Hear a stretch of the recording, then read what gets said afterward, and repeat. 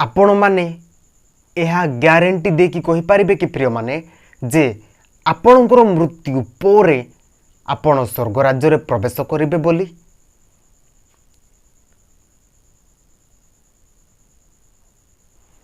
केवल जीशुको ठारे विश्वास करिथिबा व्यक्ति ही स्वर्ग राज्य रे प्रवेश करिवो बोली से 100% ग्यारंटी दे कि से कहि पारिबो।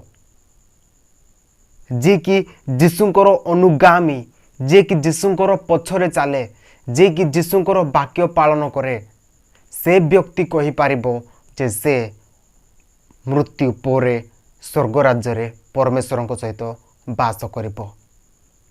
आपण निजे निजको क्वेश्चन करंतु जे आपण जो परमेश्वर को जानि छंती से सत्य परमेश्वर की?